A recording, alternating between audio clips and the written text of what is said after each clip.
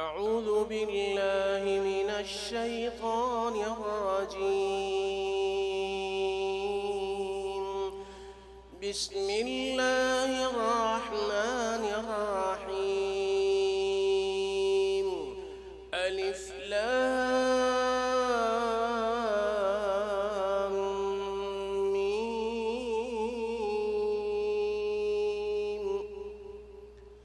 ألف لام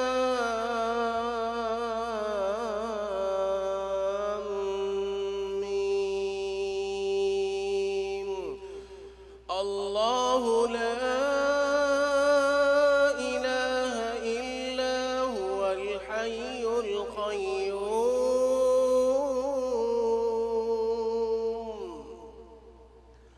الله لا إله إلا هو الحي القيوم.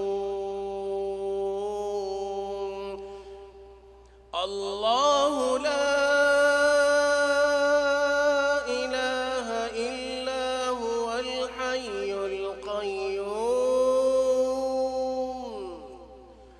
نزل عليك الكتاب بالحق مصدقا لما بين يديه وأنزل التوراة والإنجيل من قبل هدى للناس وأنزل الفرقان. إن الذين كفروا بآيات الله لهم عذاب شديد والله عزيز ذو انتقام. إن الله لا يخفى عليه شيء في الأرض ولا في السماء.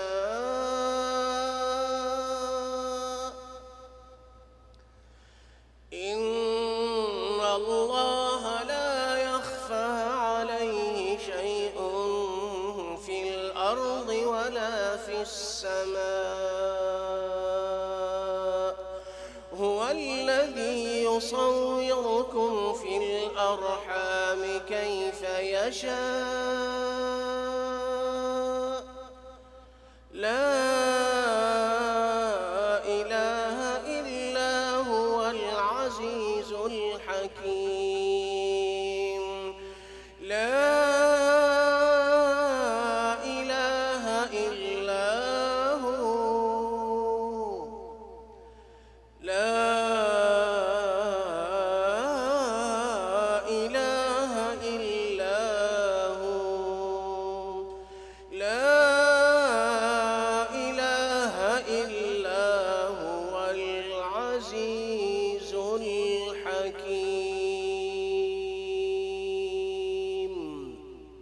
سبحانه وتعالى.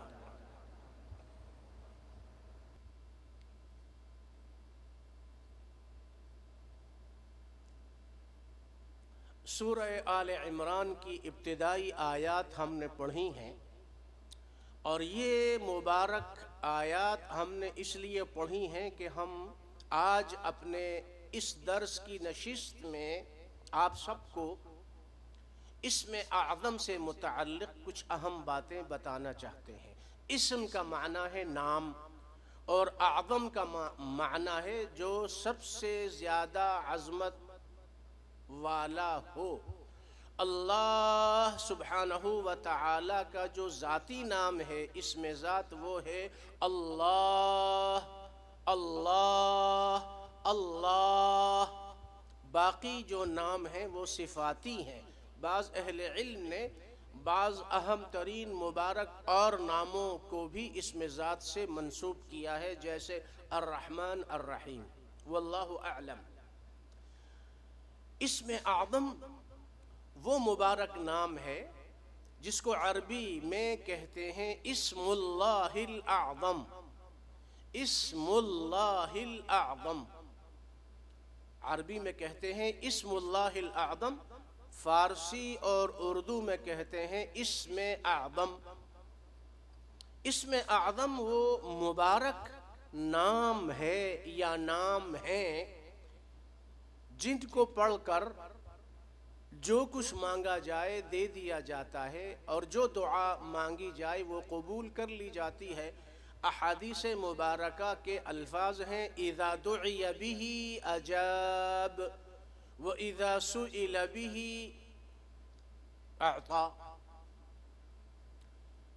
اذا سئل بہ اعطی واذا، یعنی یہ جو اس میں اعظم والی آیات اور احادیث میں دعائیں ہیں، اذا سئل بہ اعطی، اور بعض روایات میں اعطا ہے، اللہ دے دیتا ہے یا دے دیا جاتا ہے، اور جو دعا مانگی جائے وہ قبول کر لے۔ اذا دعی بہ اجاب، جو دعا مانگی جائے وہ قبول کر لی جاتی ہے۔ آج ہم اپنے اس درس میں اس میں اعظم سے متعلق ایک ایسی اہم ترین حدیث مبارکہ پڑھ رہے ہیں جس کا تعلق اس میں اعظم سے ہے، اور جس کا تعلق اس میں اعظم کی 5 قسموں سے ہے۔ یہ 5 قسمیں تمام ذخیرہ احادیث میں کسی بھی دوسری حدیث میں جمع نہیں ہوئی اور نہیں اس بارے میں بتایا گیا ہے۔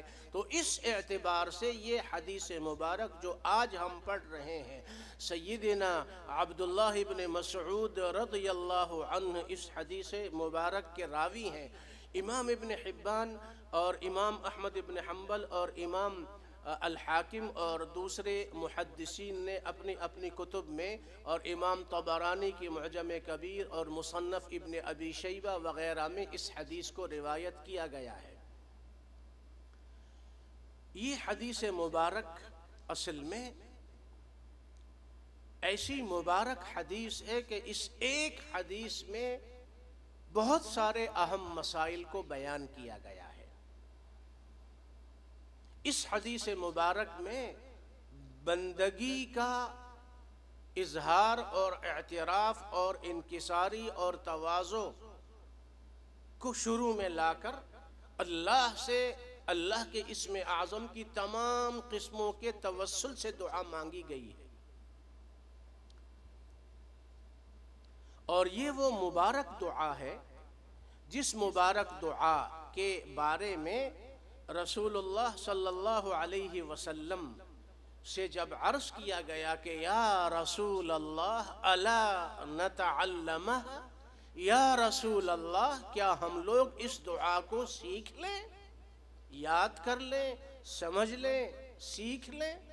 عرض کیا گیا تو جواب میں ارشاد فرمایا کہ بلا ینبغی لمن سمعها ان يتعلمها، بلکہ جو مسلمان بھی اس دعا کو سنے اس کو چاہیے کہ وہ اس دعا کو یاد کر لے۔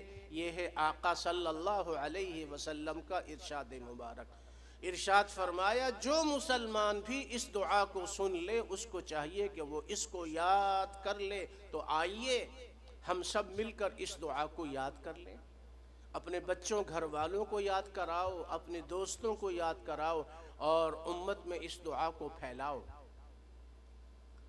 اور اس دعا کے بارے میں ارشاد فرمایا کہ یہ وہ مبارک دعا ہے کہ اس دعا کی برکت سے اذهب اللہ ہمہ وحزنہ وابدلہ مکانہ فرجا۔ اس دعا کی برکت سے اللہ تعالیٰ اس دعا کے پڑھنے والے کا ہر غم، ہر فکر، ہر پریشانی کو دور کر دیتا ہے، اور اس کے بدلے اس کو وسعت اور کشادگی اور فراوانی اور خوشی عطا فرما دیتا ہے۔ سبحان اللہ، اللہ اکبر کبیرا والحمد للہ کثیرا وسبحان اللہ بکرۃ واصیلا۔ اللہم صلی وسلم وبارک علی سیدنا محمد وعلی آلہ وصحبہ۔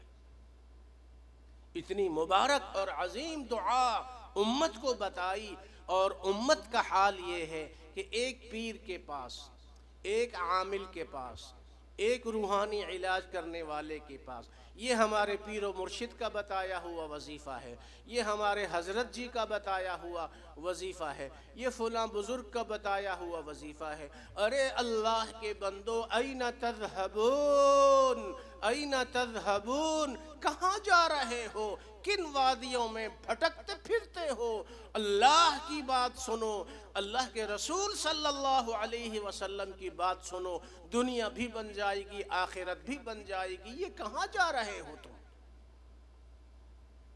سورہ فاتحہ کا درس ہم نے پہلے بیان کیا۔ سورہ فاتحہ پڑھو، اللہ سے جو مرضی مانگو، لا الہ الا انت سبحانک انی کنت من الظالمین پڑھو، اللہ سے جو مرضی مانگو، آیت الکرسی پڑھو، اللہ سے جو مرضی مانگو، اور وہ دعائیں جو صحیح احادیث سے ثابت ہیں، جو اللہ کے بندو کہاں جا رہے ہو؟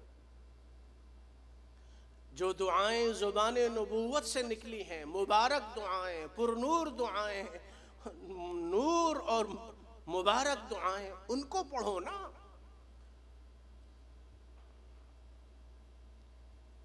حدیث کا آغاز ہوتا ہے، سنیے، رسول اللہ صلی اللہ علیہ وسلم نے فرمایا، ما اصاب احد قط ہم ولا حزن، جس کسی کو بھی کبھی بھی کوئی غم، ہم، حزن و ملال، پریشانی، کسی بھی قسم کی، ہم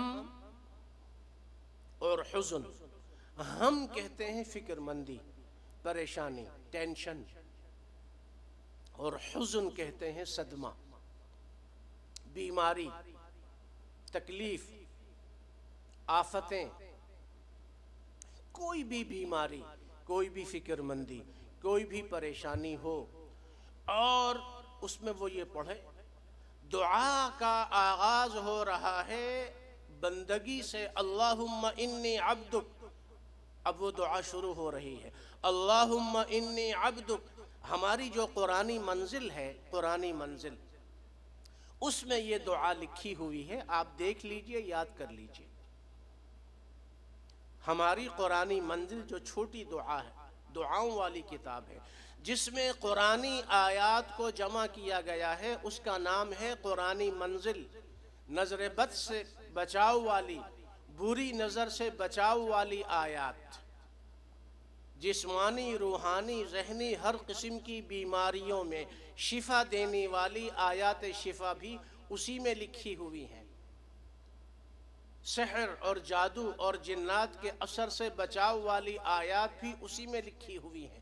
قرآنی منزل قرآنی آیات کا مجموعہ ہے، اور وہ 10 سالوں سے زیادہ کا عرصہ ہوا مسلسل ہر سال وہ کتاب شائع ہو رہی ہے۔ ہزاروں، لاکھوں اللہ کے بندوں اور بندیوں کو اس قرآنی منزل والی آیات کے پڑھنے کی برکت سے اللہ نے بیماریوں سے نجات دے دی، کاروباری تجارتی نقصانات سے بچا لیا، فکر مندیاں، پریشانیاں اللہ نے دور کر دیں۔ قرآنی منزل والی آیات کو پڑھیے، اپنا علاج کیجئے، اور ہر پریشانی کا حل ان قرآنی آیات میں ہے جو قرآنی منزل میں جمع کر دی گئی ہیں۔ اور یہ وہ آیات ہیں جو احادیث صحیحہ اور صحابہ رضی اللہ عنہم کے تعامل سے ثابت ہیں۔ یہ آج والی دعا کا آغاز ہوا، اللہم انی عبدک، اے اللہ میں تیرا بندہ ہوں، وابن عبدک، اور تیرے بندے کا بیٹا ہوں، وابن امتک، اور تیری جو بندی ہے اس کا میں بیٹا ہوں۔ اس دعا میں بندہ اپنی کمزوری کا اعتراف کر رہا ہے۔ انبیاء کرام کی دعائیں اگر آپ قرآن میں پڑھیں، آپ کو وہاں اندازہ ہوگا کہ انبیاء کرام نے جب بھی اللہ سے دعائیں مانگی، اپنی کمزوری کو پیش کیا۔ جب دعا مانگی جائے تو اپنی کمزوریوں کو پیش کیا جائے کہ اے اللہ میں تو بہت کمزور ہوں، اے اللہ میں کمزور ہوں، اے اللہ میرے گناہ بہت زیادہ ہیں، اے اللہ عبادت کا حق ادا نہیں ہوا، اے اللہ بہت کمزوریاں ہیں، خامیاں ہیں، تو رحم فرما، تو کرم فرما، تو ہماری توبہ کو قبول فرما، ہمارے گناہوں کو معاف فرما، ہم پر فضل و کرم، رحم و کرم فرما۔ اس دعا کے آغاز میں بندگی کا اعلان اور اعتراف ہے، اللہم انی عبدک وابن عبدک وابن امتک۔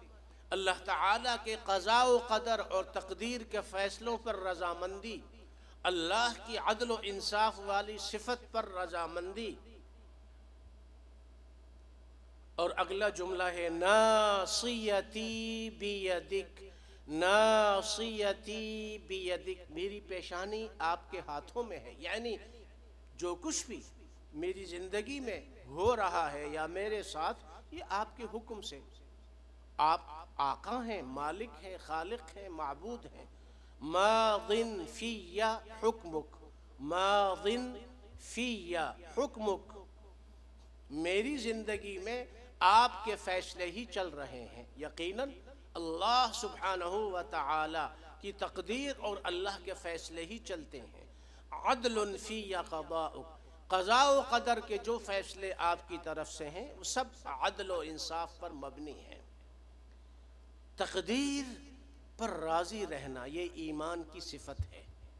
اللہ سے دعا کرنا، یہ اسم اعظم والی جو مبارک ترین دعا ہے، یہ اس کا پہلا حصہ ہے، جس میں ایک تو یہ بتایا گیا کہ ہر قسم کی پریشانی میں، کسی بھی قسم کی پریشانی میں اس دعا کو پڑھا جائے، اور دوسرا جو جملے شروع میں آئے ہیں ان جملوں میں اللہ کی بندگی کے لیے بندہ اپنی عاجزی کو، انکساری کو بیان کرتا